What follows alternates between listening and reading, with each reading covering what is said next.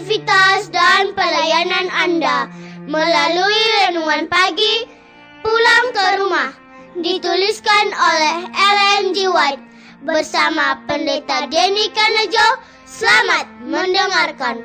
Salam, selamat pagi para pendengar yang setia.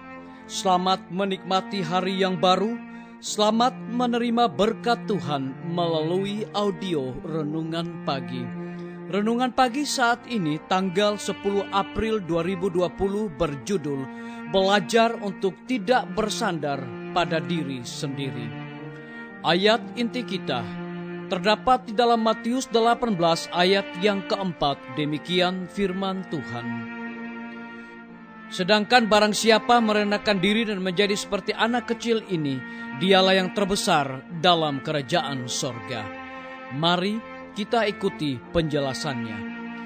Juru selamat tidak memandang rendah akan pendidikan, karena apabila seorang dikendalikan oleh kasih Allah dan diabadikan bagi pekerjaannya, pikiran itu menjadi suatu berkat.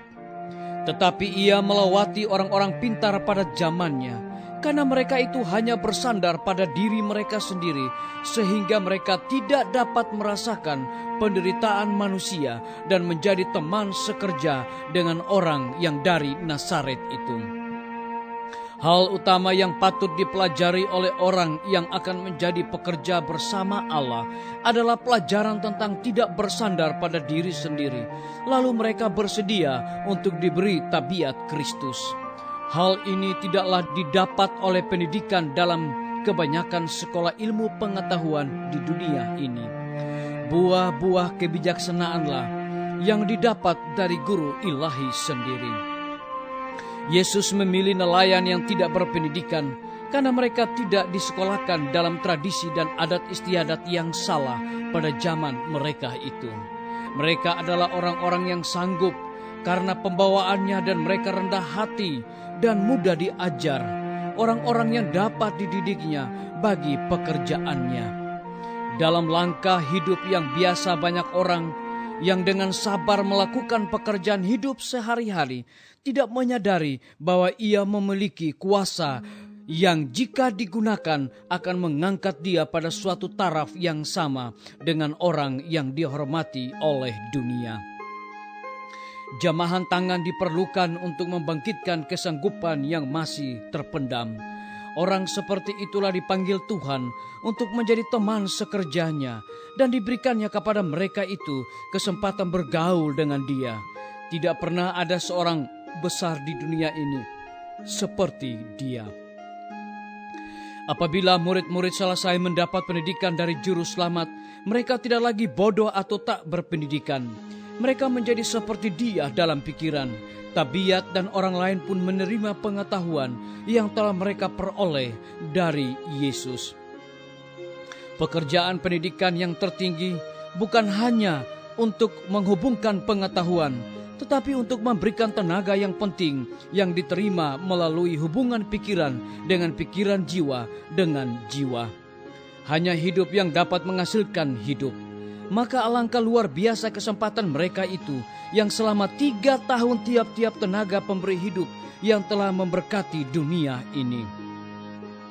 Melebihi segala kawan-kawannya, Yohanes murid yang kekasih menyerahkan dirinya kepada kuasa hidup yang ajaib itu.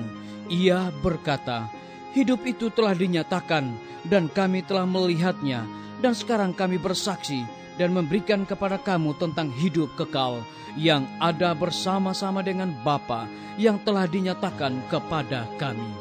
Dicatat di dalam 1 Yohanes pasal yang pertama, ayat yang kedua, disalin dari buku Alfa dan Omega, jilid 5, halaman 257 hingga 258. Saudara-saudaraku, para pendengar yang setia dimanapun Anda berada saat ini, semoga firman Tuhan hari ini akan menjadi berkat rohani bagi kita semua dalam melakukan aktivitas kita masing-masing. Saya mengajak semua para pendengar untuk berdoa bersama-sama. Terima kasih Tuhan Yesus oleh karena kebenaran firman-Mu di pagi hari ini mengingatkan kembali kepada kami agar supaya kami harus belajar kepada murid-murid Yesus yang dimana Tuhan memanggil mereka adalah orang-orang yang tidak berpendidikan, tetapi mereka memiliki roh kerendahan hati dan mau diajar. Terpujilah namamu ya Tuhan. Saat ini hamba berdoa bagi pimpinan-pimpinan organisasi gereja Tuhan, dari tingkat yang tertinggi sampai kepada gembala-gembala jemaat. Tuhan, urapi mereka dengan kuasa Roh Kudus-Mu.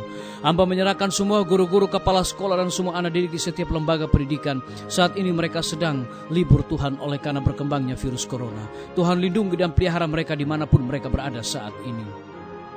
Hamba juga berdoa bagi tim medis. Tuhan, berkati dokter, perawat, bidan, relawan kesehatan dimanapun mereka berada saat ini, karena mereka sedang berada di garda paling depan. Tuhan, Engkau lindungi, Engkau pelihara mereka Bapa, karena mereka bekerja untuk memutuskan berkembangnya virus corona.